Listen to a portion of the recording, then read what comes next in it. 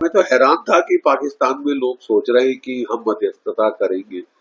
पाकिस्तान की हरकतें बहुत दोहरी चाल रही है। हमेशा मुझे शक है कि ईरान को लगा है कि पाकिस्तान दोगली चीजें कर रहा है। आप सऊदी अरेबिया पे कोई हमला, पाकिस्तान पे हमला, मैं अपनी फौजें लेके मैदान जंग में कूद जाऊंगा। अभी तक तो हमको कूदते दिखे नहीं। तो ऐसी हरकतें थोड़ा सा आपकी विश्वसनीयता कम कर देती। मुझे तो अंदेशा था, मैं तो हैरान था कि पाकिस्तान में लोग सोच रहे हैं कि हम मध्यस्थता करेंगे। पाकिस्तान की हरकतें बहुत दोहरी चाल रही है। हमेशा run with the hare, hunt with the hounds, कि इस साइड भी रहो, उस साइड भी रहो, सबका चार्ली बनाओ और फिर सब मिलके आपका चार्ली बनाते हैं। साहब ये बड़ी दुखदाई चीज है कि अगर आप जरूरत से ज्यादा चतुर हो जाओ, पूरी जो अफगानिस्तान में वॉर चली थी अमेरिका की, उसके दौरान दोनों साइड्स को प्ले कर रहे हैं। कुछ देर तो चल जाता है, फिर दोनों साइड परेशान होके पलटवार करती है। चीन से 80 अरब डॉलर उधार ले लिए, ये कर लिया, वो कर लिया। 60 अरब डॉलर आ रहे थे इनकी बेल्ट रोड इनिशिएटिव के लिए। 80% इनके आर्मी, नेवी, एयरफोर्स के हथियार चीन से।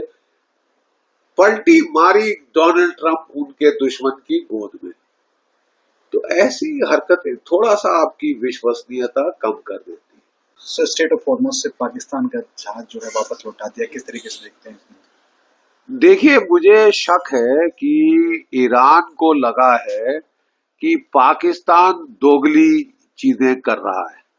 वो प्रिटेंड कर रहा है कि साहब वो ईरान के साथ है, वो पीस टॉक कराना चाहता है, लेकिन उसका सऊदी अरेबिया के साथ एक डील है कि आप सऊदी अरेबिया पे कोई हमला, पाकिस्तान पे हमला, मैं अपनी फौजें लेके मैदान जंग में कूद जाऊंगा।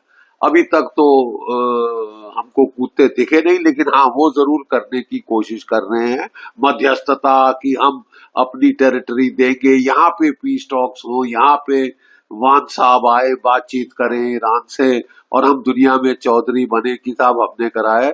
एक छोटी सी चीज जो है वो प्रॉब्लम है। क्या प्रॉब्लम है? जब भी डोनाल्ड ट्रंप साहब शांति की वार्ता करते हैं, वो हमले की तैयारी कर रहे होते हैं। ये 2025 पिछले साल बिल्कुल यही किया था। पीस टॉक करी, पीस टॉक चल रही थी, हमला कर दिया ईरान के ऊपर। इस साल फिर दोबारा दोहराया, पीस टॉक करी, नाटक किया, ड्रामा किया और घातक हमला किया। यानी ये पूरा डिसेप्शन प्लान था कि ईरान इस झांसे में आ जाए कि साहब पीस टॉक हो रही, अभी हमला नहीं करे, और हमला कर दिया। तरह झूठ फरेब बोल के हमला कर दिया और काफी नुकसान पहुंचाया। आयतुल्लाह खमैनी को शहीद कर दिया, उनकी बेगम साहिबा, उनकी बेटी, उनका लड़का, उनका सन इन लॉ, सबको मार डाला। बड़े खुश हो रहे थे कि क्या मार मारी है, क्या मार मारी है, अब ईरान घुटने टेक देगा। सिरस्वा घुटने टेके। अब फिर वो कह रहे हैं कि साहब मैं पीस टॉक कर रहा हूं। प्रॉब्लम ये है कि उनका एक जो मिनी एयरक्राफ्ट कैरियर है त्रिपोली, एक क्रूजर, 2 डिस्ट्रॉयर के साथ जापान से चल के पहुंच गया है। कहां? जापान से चल के साहब पहुंच गया है गल। दूसरा जो बॉक्सर है वो 5 दिन में आना था। डोनाल्ड ट्रंप साहब ने कितने दिन के लिए सीज फायर मांगा? 5 दिन के लिए। Does it ring a bell? कितनी बार लोगों का चटक चार्ली बनाओगे यार?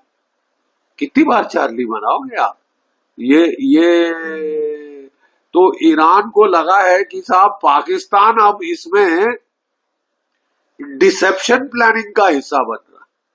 नेचुरली उनको ये चीज से तो बहुत चिढ़ आएगी, अच्छा नहीं लगेगा। और अगर उसका एक साइन है कि वो उनके टैंकर रोक रहे हैं, जबकि वो कह रहे हैं दोस्त मुल्कों के लिए कोई रोक नहीं है, सब जा सकते हैं, केवल दुश्मनों के लिए, अमेरिका इजराइल के लिए रोक है, और जो द्वेष लड़ाई में शामिल हो रहे हैं। तो क्या उनको लग रहा है कि पाकिस्तान डिसेप्शन प्लान में हेल्प कर रहा है कि वो अपना गार्ड डाउन करें और अमेरिका उन पे चोट पहुंचाए? क्या ये रोल है पाकिस्तान का? ये तो बड़ी खतरनाक चीज हो जाती है ना साहब। ये तो धोखाधड़ी में हेल्प करने की बात है।